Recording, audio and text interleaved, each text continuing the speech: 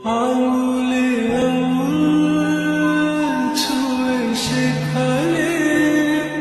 তুমি জীবনের পথ চলা নিজে না খেয়ে তুমি খালে শেখালে কথা বলা বাবা তুমি আমার যত খুশির কারণ